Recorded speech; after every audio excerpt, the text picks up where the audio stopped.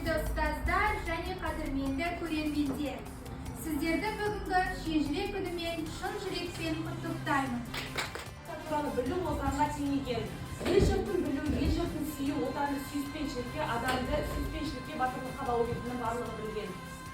Ол шешілгіші қаттардың аузын ауызға тарап отқан бұл тайпалардың жаңағындай ұрпақтан ұрпаққа жеткізілген тарихтарын осы шежіре арқылы біліп отырған. Қазақ шежіресінде тайпалардың табалдырығында оларға байланысты тарихи оқиғалар, өздерінің бір-біріне қосылуы, бірінен екіншінің арасындағы қарым-қатынас және ол елден шыққан шешілген мен батырлар туралы біршама мәліметтер.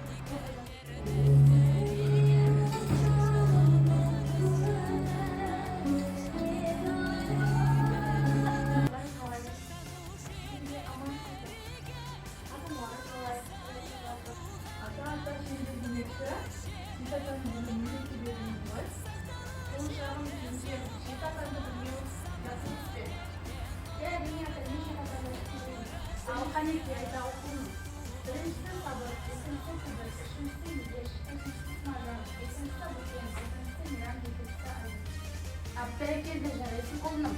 Erkek bir zaten görecek mi? Yok ne bilmiyorum. Onun mantığını, onun bildiğini, dadasında bildiğini, bir de kendi bildiğini. Bu aynı zamanda kolunum, gözümü götürüm.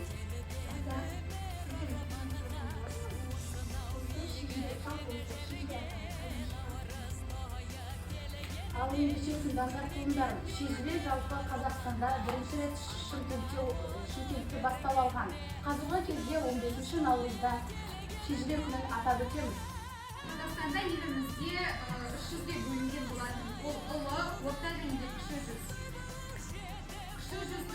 Ұлы жүздің биі бізде Төлемей, орта жүздің биі Қазбек би және де кіші жүздің биі Әйтеке би болып сайланылған.